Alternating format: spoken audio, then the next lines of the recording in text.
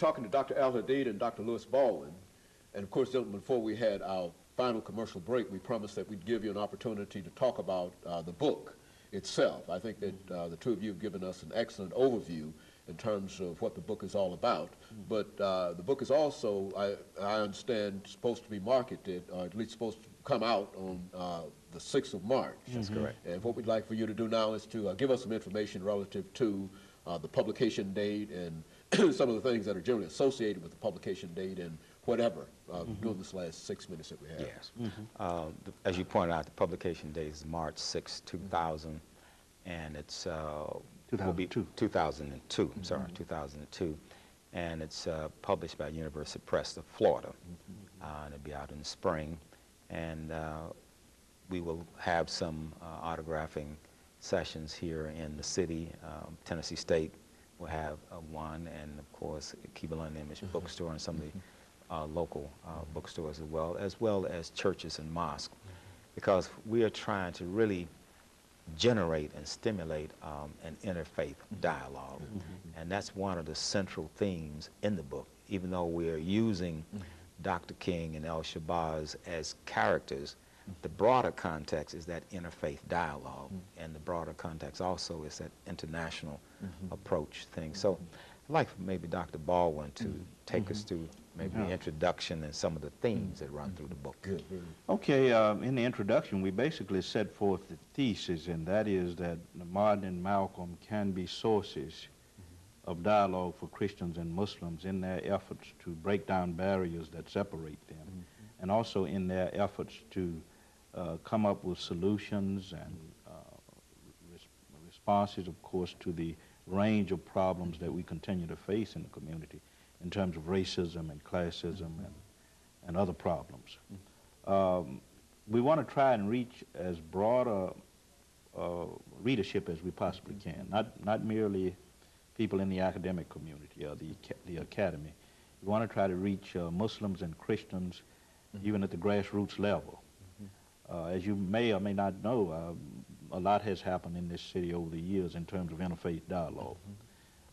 Our reason for wanting to go to mosques and churches, of course, is to reach out to people in the communities so they will understand what we've read, what we've written rather, and they will be influenced by it in terms of the way they view each other, Christians and Muslims, in terms of the way they relate to each other, and perhaps they might be compelled to come up with some solutions or to work toward common goals in a unified fashion in addressing the problems that we face in the community.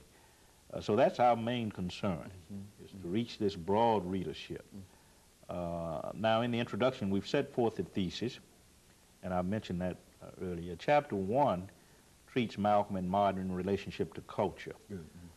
They are looked upon as cultural figures, cultural heroes in that first chapter. In chapter 2 was written by Dr. Al-Hadid, and it deals with Malcolm X and Sunni Islam, Al-Hajj Malik El-Shabazz and Sunni Islam. And it takes us through Malcolm's personal spiritual pilgrimage, which began, as you well know, in the Nation of Islam and ended with his acceptance and affirmation of Sunni Islam. Chapter 3 is a chapter that I have written on Martin, Malcolm, and religion. And we talk about the spiritual pilgrimages of both men from childhood up to the times of their deaths. And the focus, of course, in that chapter is on much of the theology that they embraced, their ideas about each other's faith, Malcolm's ideas about Christianity, Martin's ideas about Islam. And we ended that third chapter with some focus on the relevance and implications of their ideas for interfaith dialogue today. As you well know, this country is the most religiously diverse country in the world, according to recent scholarship. And we think that it's important for people who are engaged in interfaith dialogue to study the lives of these two men. Chapter 4 is another chapter that was written by Dr. Al-Hadid. Dr. Al-Hadid in that chapter deals with Malcolm on manhood and family. Their ideas, Malcolm, Martin, manhood and family, what they thought about manhood, their ideas about the importance of the family in the creation of culture and community. Chapter 5 looks at their attitude toward women their attitudes toward women, I should say. Their wives, their daughters, the way they related to women in the movement, in the freedom movement.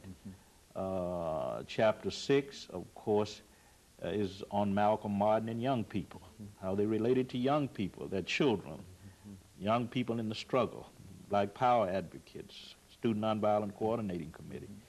And Chapter 7 was written by Dr. AAl-Hadid, and it treats Martin and Malcolm in relationship to what he calls the Great Debate that has occurred historically, going back to people like William Whipper and Frederick Douglass and Henry Highland Garnett, up through Du Bois, Washington, on up to Martin, Malcolm debates. Chapter 8, of course, looks at how Martin and Malcolm viewed each other as persons and as leaders, their relationships, etc. And the final chapter, of course, deals with their views on world community. So we began the book with a focus on their developments within their particular black communities, and we end, of course, with their world visions. You know, one of the things that occurred to me was that both these individuals were assassinated. And we only have a minute, and we don't even have time to even raise such a question. But the next time the two of you come by after the publication of this great work, we want you to deal with the assassination of both men and to talk about it from that perspective. But I'm sure that the information that you've given us now has prepared us adequately for the forthcoming edition of this great work. And of course, we look forward to it, and we'll have you back to talk about it once it's out. And of course, let me encourage our audience to tune in again next week for another informative edition of Comments. Thank you, and good morning.